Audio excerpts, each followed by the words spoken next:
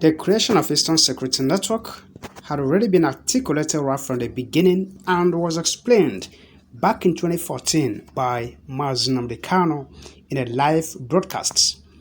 This is what this video is all about, and it was in this very broadcast that the revelation was made. Recall that 2014 was still the very nascent stage of this very struggle for the restoration of the sovereign state of Biafra. And many people had accused Mazi Nnamdi Kanu, even still doing so today, that he lacked a well-articulated plan or a clear-cut vision to achieving his plan. Unfortunately, they failed to understand that this is not a political campaign.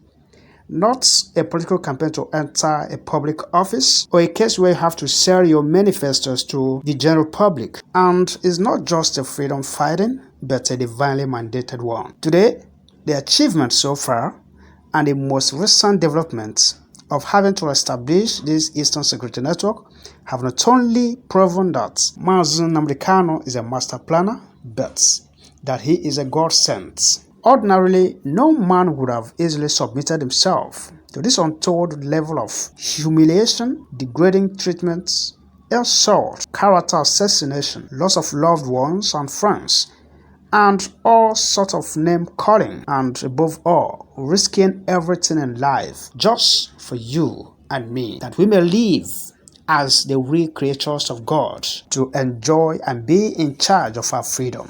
Mazi Nnamdi Kanu remains a generational enigma, like I always address him, and he remains the greatest nightmare and the affliction that defies all medication against the zoo and the Janjaweed government called Nigeria. Listen to the broadcast and please do well to subscribe to our channel and click the notification bell. May Elohim bless all our returning subscribers and intending subscribers also.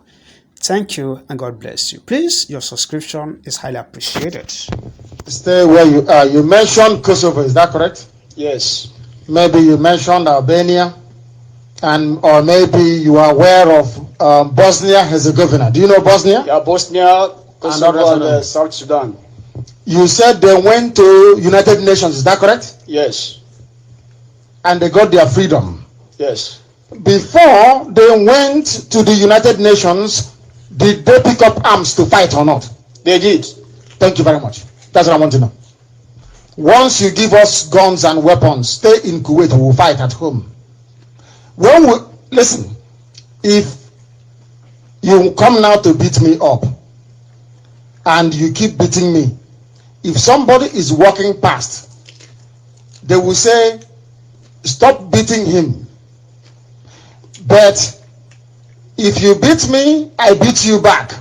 When they come, they will say, what is the problem? What is the problem means that you can say your own part and I will say what happened. And somebody can judge. United Nations will not come to help Biafra until we pick up guns and bullets.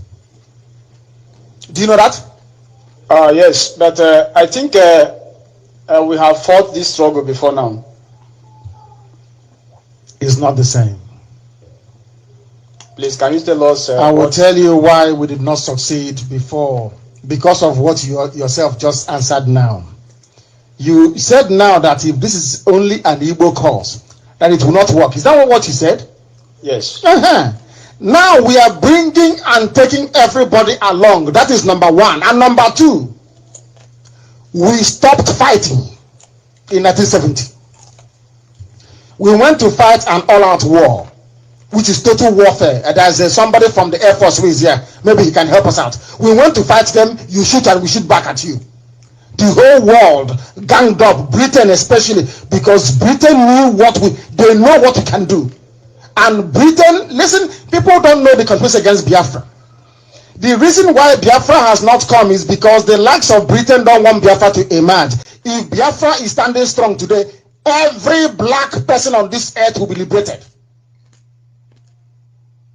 Did you hear what I said? Every black man, including Obama, will become free. But they don't want that. They ganged up against us and they killed our people. We should have continued. The BOF should have continued. The second army should have gone into the bush to continue guerrilla warfare. That was the greatest mistake of all. We went back to go and reintegrate. When I was talking to very heavy players, big men at UN, what they said to me is, but you stopped. That means that what you're fighting for is not worth dying for. If your freedom is not worth dying for, then the world cannot take you seriously. That is the way it is.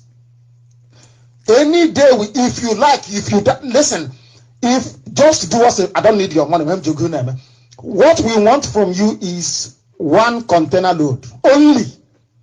We won't come to you again. Let me tell you, any day they shoot us, police shoot us, we shoot back at them. They kill us, we kill them. Believe you me, UN will come in that same day.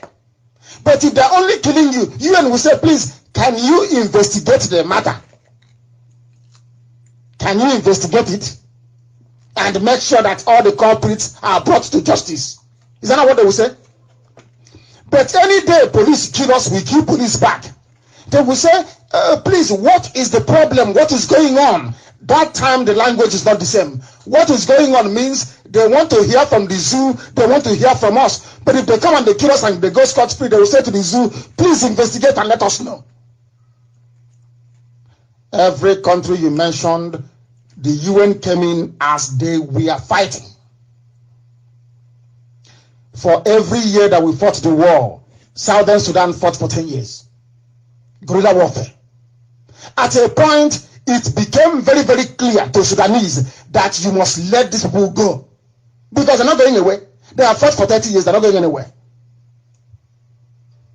These are the things we need to understand. Had both Biafra, Organization of Freedom Fighters, had they gone into the bush to continue guerrilla warfare, by now Biafra will be a free country.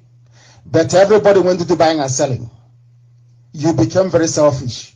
It's just about you and your son and your family.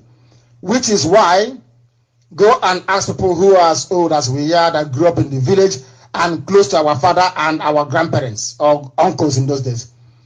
Ask them, since when did an Igbo man start saying,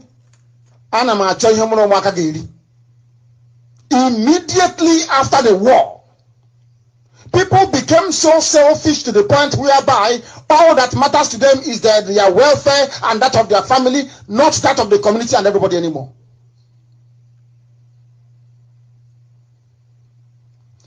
We have to fight. If we do not fight, Biafra will not come. Because if you say let us do it peacefully, if we come out on the streets, they will kill us. And the UN is not prepared. I'm telling you what the Bible said. Do you want me to read it again for you today? The Bible said that the UN will not come. It's in the book of Deuteronomy. The Bible said that UN will not come to help you until you face Chukwu, your maker. And then you fight. Let me tell you something. Those of you that understand the history of this whole world, when somebody comes to your house to rape your wife, to kill your mother and your children, if you're a man, you're expected to go and fight and die in the process of defending the honor of your family. Honor. They will kill you. There are many of them, but you are better off dead than watching somebody rape your wife and your mother. It's called honor. But I'm sure most black people from Africa don't have it. That is what we want you to have. Honor. That our Fulani cannot rule you. You are the children of heaven itself.